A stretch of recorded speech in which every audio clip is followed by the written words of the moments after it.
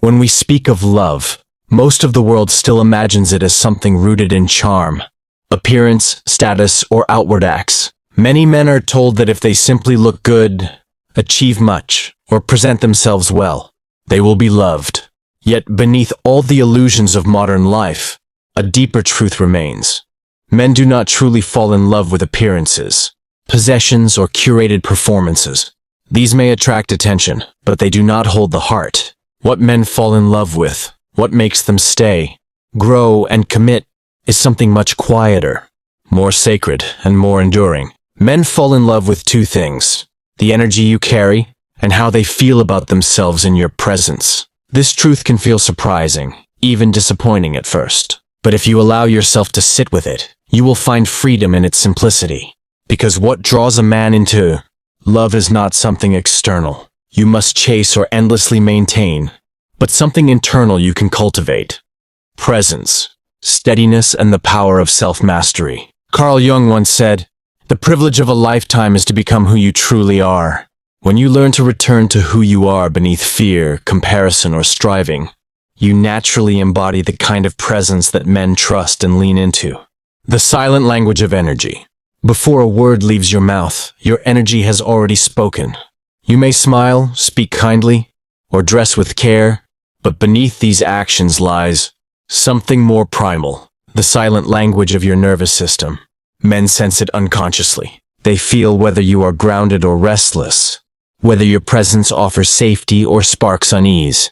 This is why some women who appear simple, quiet, or even not conventionally attractive, nonetheless draw men deeply toward them. Their energy carries peace, steadiness, and warmth.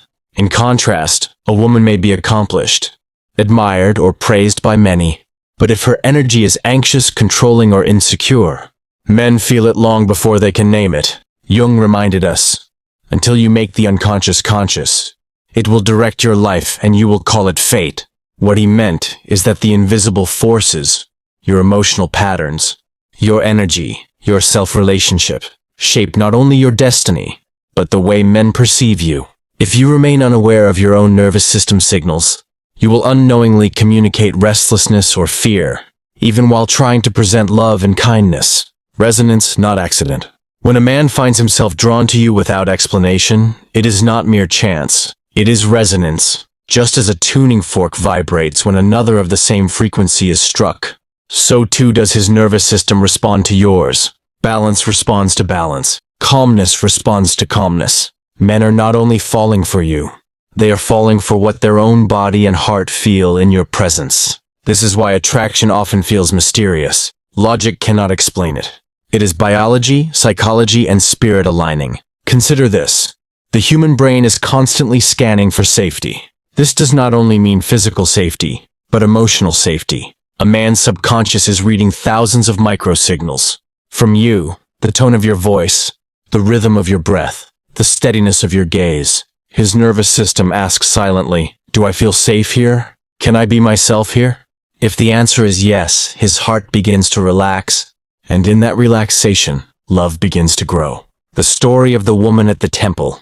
A woman once came to the Shaolin temple and said, "Master, I feel invisible to men. I do everything right. I dress well. I speak kindly. I stay humble. But still men do not see me." I asked her to close her eyes, breathe, and notice what she felt in her body. After a few moments, she said softly, "Tension. My chest feels tight." I told her, that tension is what men feel before they ever see your kindness. It is the silent voice speaking louder than your words. Until you relax that voice, you cannot be fully seen. Over time, she practiced meditation, stillness, and slow walking. Her breath deepened, her posture softened, her voice grew steadier. Soon, something fascinating happened. Men began to gravitate toward her, not because she had changed her looks or her style, but because her energy shifted from striving to peace. That peace became magnetic. Why men seek emotional safety.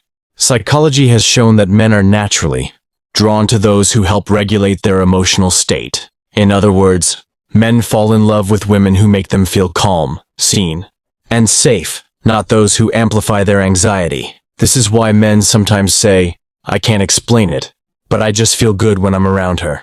It isn't logic. It is nervous system regulation. Her steadiness becomes his steadiness. Her breath unconsciously slows his own. Her presence allows his defenses to drop. Carl Jung observed, "Your vision will become clear only when you look into your own heart. Who looks outside dreams. Who looks inside awakes." When you cultivate peace within, men sense it instinctively. They feel it not as an idea, but as an experience in their own body. And this is what binds them to you. The climate of love. Think of a garden. Flowers do not bloom because the gardener pulls on them, but because the climate, the soil, water and light is right. Likewise, men fall in love where the emotional climate feels safe, grounded and spacious. Your energy is that climate. If you are anxious, critical, or restless, men feel it as rocky soil. They may admire your beauty or accomplishments, but their hearts cannot fully open in that ground. But if your energy is serene, warm, and steady, love grows naturally. Not as a fire that consumes quickly, but as a flame that burns steadily. Jung also wrote, "The most terrifying thing is to accept oneself completely. Yet this is the very foundation of the energy men fall in love with. When you accept yourself, your energy steadies. You no longer seek validation or force affection. You become like the earth itself, a place where men feel they can rest and grow. Presence as the true beauty. Charm fades. Looks change. Accomplishments may be forgotten. But the presence you bring, your energy, your steadiness, your self-mastery is timeless. It does not age, it does not wither, and it does not need validation to shine. Men fall in love not with a performance but with presence. They do not fall for excitement as much as they fall for peace. They do not seek perfection but steadiness. And so, the first reason men fall in love is with the energy you carry. Your true beauty lies not in how you appear but in the unseen climate of your being. As Carl Jung said, knowing your own darkness is the best method for dealing with the darkness of other men. When you meet your own pain with kindness, you offer men a presence that makes them feel safe to do the same. If the first reason men fall in love is the energy you carry, then the second reason is equally profound, how men feel about themselves when they are with you. It may sound subtle, but it is the essence of lasting love. Men do not fall in love simply because you are beautiful, kind, or wise. They fall in love because in your presence, they experience a better version of themselves. They feel alive, respected, seen, and safe. Carl Jung wrote, "The meeting of two personalities is like the contact of two chemical substances. If there is any reaction, both are transformed." This is the key. Love is not just about who you are, but about what happens inside of him when he is with you. Love as reflection, not admiration. Many believe love is admiration, that a man falls for you because he sees qualities in you that inspire him. While this is partly true, it is incomplete. What matters even more is what those qualities awaken in him. If your wisdom makes him feel respected, he will associate you with respect. If your kindness makes him feel safe, he will associate you with safety. If your presence makes him feel more authentic, he will interpret that as love. In this sense, love is not projection but reflection. Men fall in love with the mirror you hold up to them. A mirror that shows them their lighter, truer, more grounded selves. Presence as the doorway.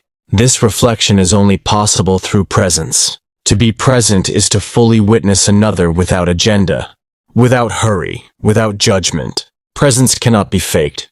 Men feel it immediately.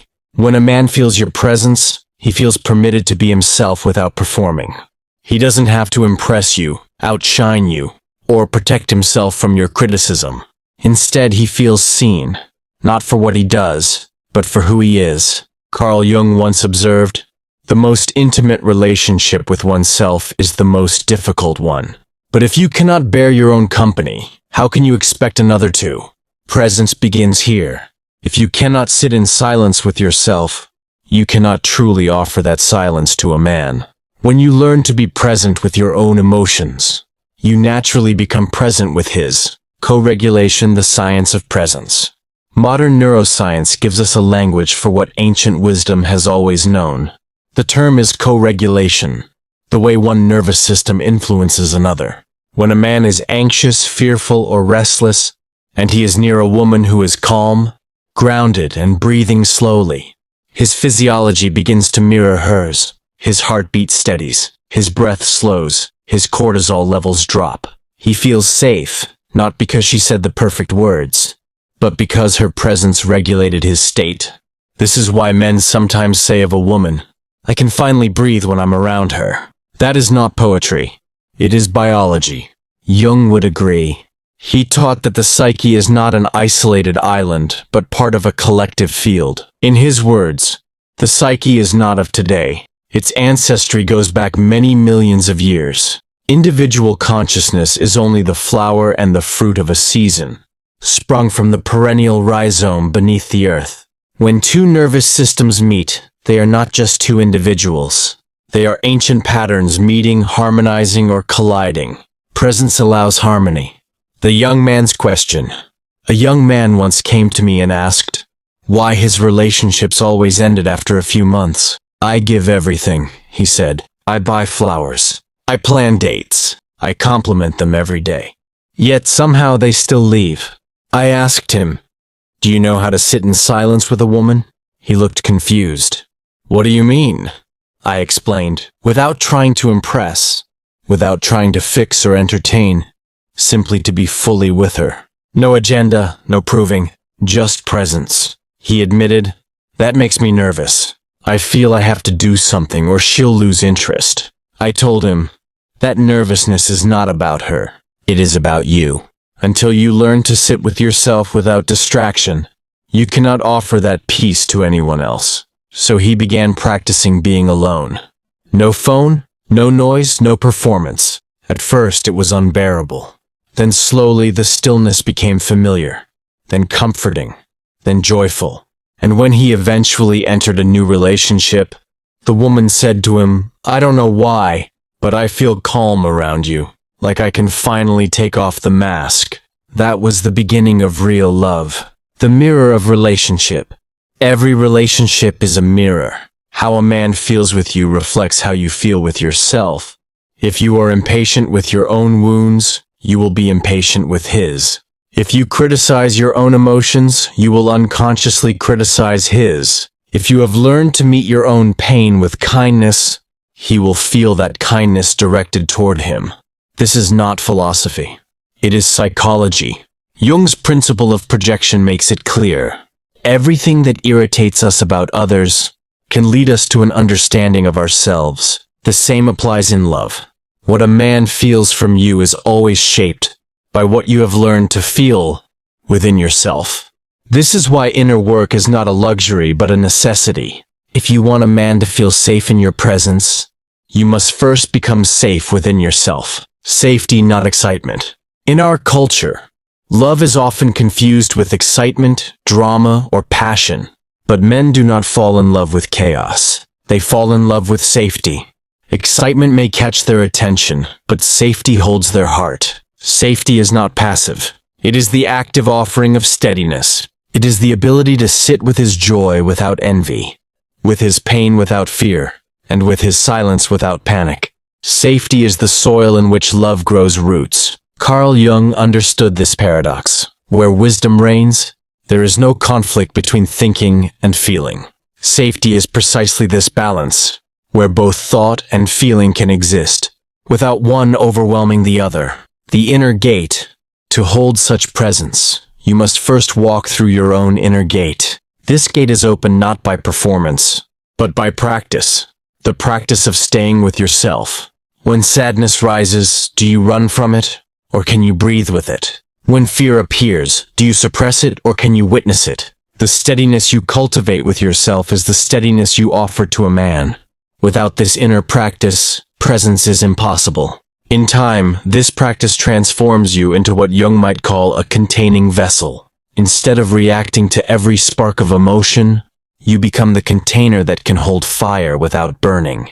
This is emotional maturity. This is the presence that men fall in love with. And so, the second reason men fall in love is not about what you do for them, but about how they feel about themselves when they are with you. If a man feels more alive, more safe, more seen in your presence, he will interpret that as love. If he feels judged, hurried, or unseen, he will pull away, no matter how kind your words or beautiful your appearance. The true gift you can offer a man is the gift of presence, the mirror in which he sees his truer self reflected. This gift does not come from striving, but from self-mastery, from becoming so at peace with yourself that he too feels peace when he is with you. As Jung said, your perception will become clear only when you can look into your soul. The clearer your relationship with yourself, the clearer a man's experience of love in your presence. So far, we have uncovered 2 reasons why men fall in love. First, the energy you carry, and second, how men feel about themselves in your presence. Yet there is a third layer that holds these 2 truths together: emotional availability. In modern culture, emotional availability is often misunderstood. Many assume it means constant communication, vulnerable conversations, or dramatic expressions of feelings. But true availability is not loud. It is not measured in how much you talk, how often you text, or how many tears you shed. True emotional availability is presence in the storm. It is the quiet strength of staying steady when emotions rise, both yours and his. It is not about controlling emotions, nor about suppressing them, but about meeting them with self-mastery. Carl Jung captured this when he said, "I am not what happened to me, I am what I choose to become." Emotional availability begins here. Choosing presence over reaction, steadiness over chaos, awareness over avoidance, clouds and sky. Eastern wisdom teaches us that emotions are like clouds moving through the sky. They are not permanent, and they are not personal. Yet many confuse the clouds for the sky. They say, "I am angry," instead of, "I feel anger." This small difference changes everything.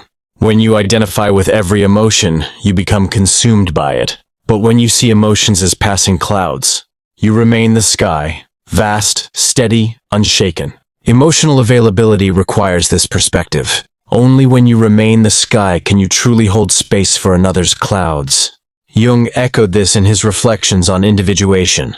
One does not become enlightened by imagining figures of light, but by making the darkness conscious. To be emotionally available, you must be willing to face your own darkness, your own clouds, without fear, for only then can you sit calmly with a man when his storms appear. The body as foundation. Emotional availability does not begin in the mind, but in the body.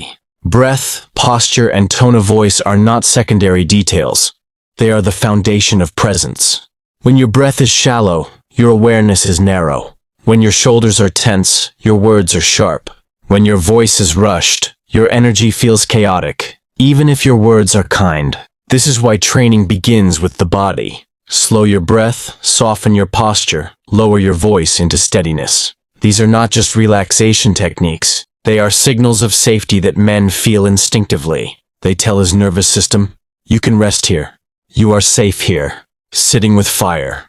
In the Shaolin tradition, there is a practice called sitting with fire. It means learning to sit with discomfort, with fear, anger, or sadness, without running away or trying to extinguish it. You neither touch the fire nor flee from it. You simply sit beside it until it cools on its own. This is emotional availability in its purest form. You train your nervous system to remain calm in the presence of heat. Over time, what once triggered you no longer controls you. Imagine the difference this makes in love. A man shares his frustration, and instead of reacting defensively or collapsing in fear, you remain steady. You do not fix him, you do not judge him, you do not flee. You stay. That simple act communicates more love than 1,000 words. Jung once wrote, "Knowing your own darkness is the best method for dealing with the darkness of other men." Sitting with fire teaches you to know your own darkness, so that you can remain present when his arises. The woman and the disappearing partner. A woman once told me about her partner who had grown up in a chaotic home. He was kind and loving, but in conflict he would shut down. When tension arose, he would retreat into silence, sometimes for days. She tried everything. Texting, reasoning, even giving him space, but nothing worked. "It feels like he disappears," she said. "He says he loves me, but when I need him emotionally, he vanishes." I asked her, Has he learned to stay with his own discomfort? Or does he flee it the same way he flees you in those moments? This is the root. A man cannot offer emotional presence if he has never practiced presence with himself. If he runs from his own sadness, he will run from yours. If he avoids his own anger, he will shut down in the face of yours. If he is ashamed of his vulnerability, he will become cold when you are soft. This is why emotional availability is not something you demand from another. It is something cultivated within yourself first. When you learn to stay with your own discomfort, you can model and invite the same steadiness from him. Attunement and compassion. Psychologists speak of emotional attunement, the ability to notice, reflect, and respond to another's emotional state with sensitivity. But attunement is impossible if you are consumed by your own unchecked emotions. If you are drowning in your own sorrow, you cannot notice his. If you are swept away by your own anger, you cannot soothe his. Attunement arises from inner balance. Carl Jung captured this truth with precision. Everything that irritates us about others can lead us to an understanding of ourselves. When his emotions trigger you, they reveal not his flaw, but your mirror. By meeting your own inner reactions with compassion, you learn to offer him the same. This is why compassion is essential. Not pity, but understanding. Every sharp word, every withdrawal, every overreaction a man expresses is not just a bad habit. It is a coping mechanism formed in the fire of his past. Childhood, trauma, insecurity. Compassion does not excuse harmful behavior, but it does allow you to respond with steadiness instead of fear. The old man's regret. An old man once came to the temple after losing his wife. He said, "I thought I was emotionally present. I worked hard. I stayed faithful. I tried to make her happy. But now that she is gone, I realize I never learned how to be still with her sadness. I always tried to fix her pain, to cheer her up, but I never just sat and listened. I was so afraid of her sorrow that I couldn't bear to look at it." His regret was clear. He mistook fixing for presence. True emotional availability is not about solving. It is about staying, sitting beside someone in their storm, not as rescuer or judge, but as steady presence. That is what heals. The quiet strength of staying. This is the true test of emotional availability. Not how you behave when everything is smooth, but how you respond when tension rises. Many can be affectionate when life is easy, but when silence grows, when conflict arises, when disappointment enters, only the emotionally mature remain. The immature withdraw, attack, or defend. The mature stay, breathe, and listen. This is not weakness. It is strength. The strength to remain open even when your instinct is to close. The strength to remain soft even when fear urges hardness. Jung expressed this paradox well. The shoe that fits one person pinches another. There is no recipe for living that suits all cases. Emotional availability is not a formula. It is the living art of presence, unique in every moment, yet grounded always in steadiness. So, emotional availability is not performance. It is discipline, the discipline of presence. It is not about words or gestures, but about training yourself to remain steady with your own emotions, so that you can remain steady with his. When a man feels your presence in the storm, when he senses that you can sit with discomfort without fleeing, his heart opens.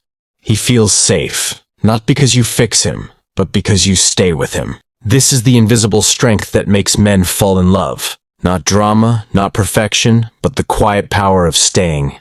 We have seen that men fall in love not because of appearance, charm, or performance, but because of three deeper truths: the energy you carry, how they feel about themselves in your presence, and your emotional availability. These create the soil in which love grows. Yet beneath even these, there is a deeper root: self-mastery. Without self-mastery, presence is temporary, safety is fragile, and emotional steadiness collapses under pressure.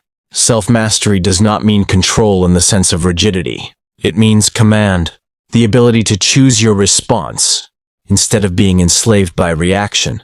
Carl Jung understood this necessity when he said, "Until you make the unconscious conscious, it will direct your life and you will call it fate."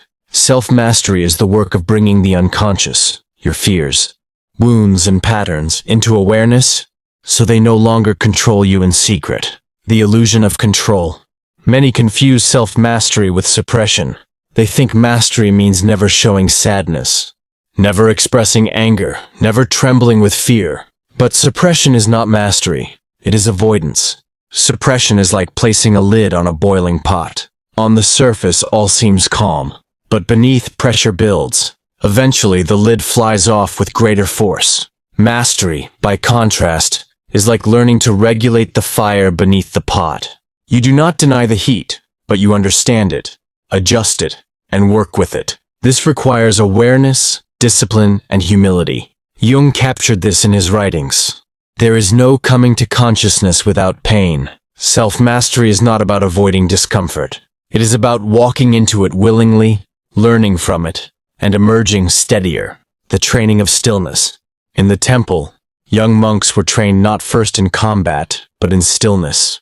They sat for hours in silence, learning to observe their own minds. The restless one learned patience. The fearful one learned courage. The angry one learned gentleness. Only after stillness did they train in movement.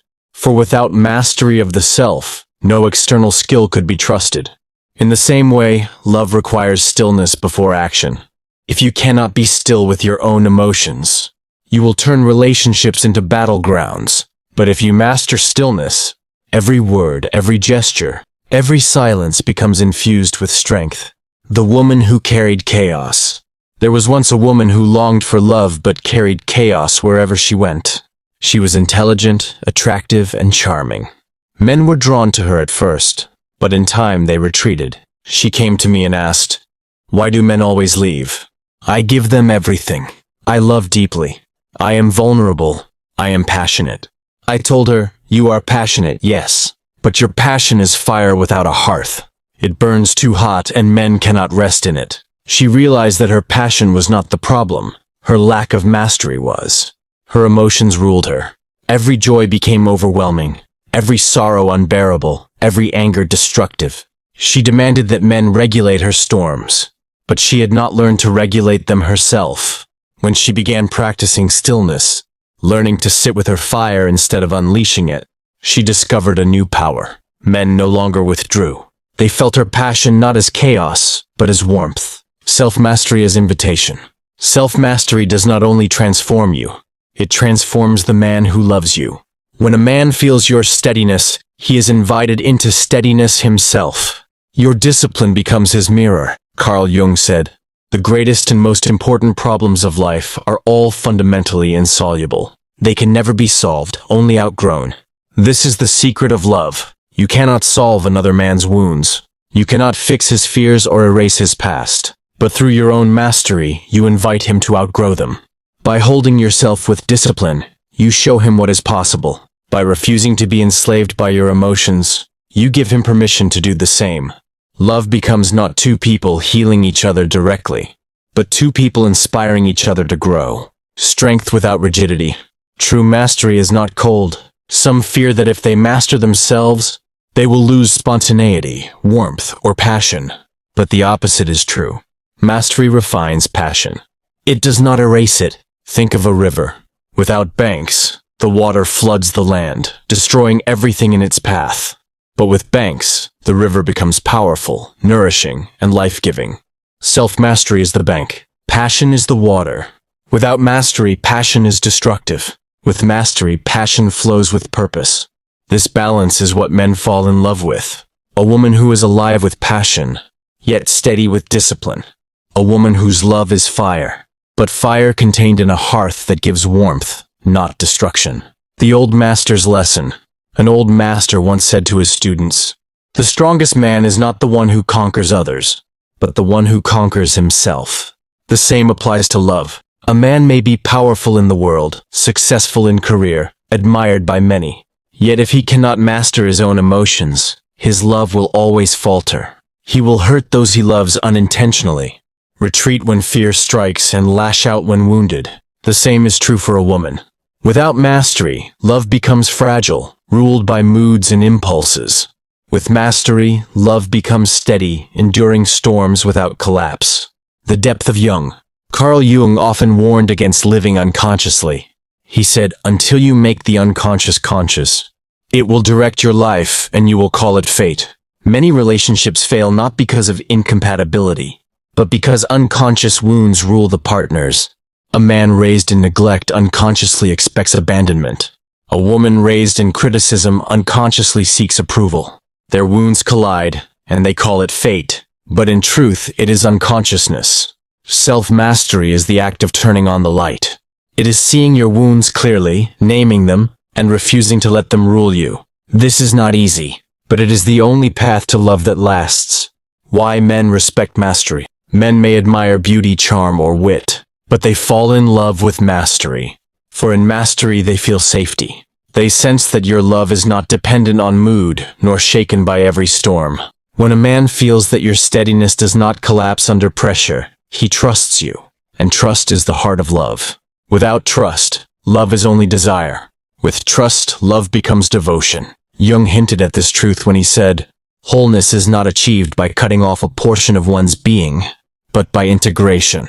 Self-mastery is not about denying parts of yourself, but integrating them so fully that no single emotion dominates. That integration is what men respect and love. Thus, self-mastery is not optional. It is the foundation of love. Without it, passion becomes chaos, presence collapses, and safety vanishes. With it, love becomes steady, deep, and transformative. Men fall in love with mastery because it offers them something rare, a mirror of steadiness in a chaotic world. A fire that warms but does not burn. A river that flows but does not flood. A presence that stays even in the storm. We have traveled through the roots of love, the energy you carry, how men feel about themselves in your presence, emotional availability, and self-mastery. These are not surface-level attractions. They are foundations. Yet there is a fifth and final truth that crowns them all. Love is transformation. Men do not fall in love only because they feel safe, calm, or steady in your presence. They fall in love because you awaken them. Because your love does not leave them as they are, but calls them to become who they were meant to be. Carl Jung once said, the meeting of two personalities is like the contact of two chemical substances. If there is any reaction, both are transformed. This is the heart of love. It is not about comfort alone, but about transformation. The alchemy that happens when two souls meet, mirror each other, and grow. Love as alchemy. Alchemy was the ancient science of transformation, turning lead into gold, the ordinary into the divine. Jung spent much of his life studying alchemy, not as literal chemistry, but as a metaphor for the soul. He saw relationships as crucibles where transformation occurs. In love, two people enter the fire of intimacy. Their flaws, wounds, and shadows rise to the surface. This can feel like destruction, but it is actually purification. The fire burns away illusion, pride, and fear, leaving only truth. Jung explained, the privilege of a lifetime is to become who you truly are. Real love is this privilege. It is not simply about pleasure or comfort, but about becoming. Comfort versus transformation. Many seek comfort in love, but comfort alone does not sustain passion. Comfort without growth becomes stagnation. Transformation, however, keeps love alive. When a man feels that you are not only safe but also awakening him, he cannot help but fall deeper. He senses that with you he becomes more. He becomes braver, more grounded, more honest. He becomes not someone else but more himself. This is the paradox. Love makes a man feel safe enough to change, and challenged enough to grow. Without safety, challenge feels like attack. Without challenge, safety becomes dullness. The balance of both is transformation. The shadow and the mirror. Jung's greatest contribution to psychology was the concept of the shadow. The hidden parts of ourselves we deny or repress. In love, the shadow always emerges. A man's shadow will appear in your presence, and your shadow will appear in his. This is not failure. It is the design of love, for only in intimacy are our shadows revealed clearly. Love is the mirror that shows us what we cannot see alone.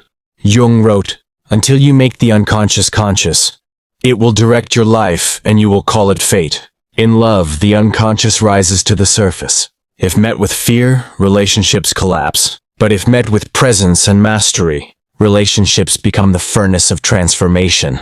When you hold space for a man's shadow without judgment, you invite him to face it.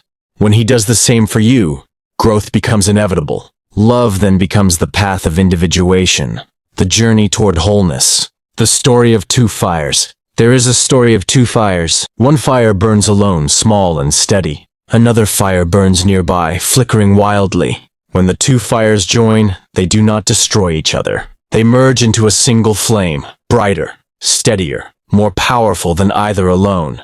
This is the essence of love as transformation. Two souls, each carrying their own fire, merge. They do not lose themselves, but they become more. A man falls in love not just because you are a steady flame, but because together your fire awakens his own. He feels himself becoming something greater, not consumed, but expanded. The man who found his voice. A man once shared that before meeting his partner. He lived quietly, afraid to speak his truth. In his family, silence was safety. He avoided conflict, avoided vulnerability, avoided risk. He survived, but he did not live. Then he met a woman who carried both safety and challenge. In her presence he felt calm, but also called forth. She did not let him retreat into silence. She invited him gently but firmly to speak, to share, to risk. At first it terrified him, but over time he found his voice. And when he looked back he realized, it was her love that gave me courage. She saw a man in me I could not see myself, and she would not let me remain small. That is transformation. That is love. Awakening, not saving. It is important to see the difference between awakening and saving. Awakening honors a man's responsibility for his own growth. Saving tries to do the work for him. If you try to save a man, you rob him of his strength. But if you awaken him, you remind him of his strength. You mirror his potential until he chooses it himself. Jung warned against the savior complex. The reason for evil in the world is that men are not able to tell their stories. Saving silences men. Awakening invites them to tell their story, to face their shadow, and to grow. The spiral of growth. Transformation in love is not linear. It is a spiral. A man may grow, then regress, then grow again. Old wounds resurface in new forms, but with each cycle he becomes more whole. This requires patience. Many relationships fail because partners mistake regression for failure. But true transformation is cyclical. Safety, presence, and mastery allow both to walk the spiral together, again and again, until wholeness is formed. Why transformation feels like destiny. Men often describe transformative love as destiny. I feel like I was meant to meet her, they say. But what they are truly describing is recognition. The recognition of themselves in your presence. They feel destiny because they sense expansion. With you they are not only loved, but awakened. An awakening always feels like fate. Jung said, the meeting with oneself is, at first, the meeting with one's own shadow. Through love, men meet themselves. And that meeting feels inevitable, timeless, destined. So we arrive at the final truth. Men fall in love because of transformation. Because in your presence, they do not remain small. They awaken, they expand, they become. Love begins with energy, grows through presence, deepens through availability, steadies through mastery, and culminates in transformation. This is the full path. In the end, love is not about finding someone who completes you, but about finding someone who awakens you. Someone who makes the unconscious conscious. Someone who mirrors your potential until you step into it. As Jung wrote, the privilege of a lifetime is to become who you truly are. And love, real love, is the fire that makes this privilege possible. If these words resonated with you, if you believe love is more than appearances, that it is energy, presence, emotional safety, self-mastery, and transformation, then this journey doesn't end here. Subscribe now to receive daily videos about timeless wisdom, inspired by both modern psychology and ancient philosophy. Together, we'll walk the path not just to be loved, but to become love itself. Hit subscribe today. Let's continue this journey of awakening, presence,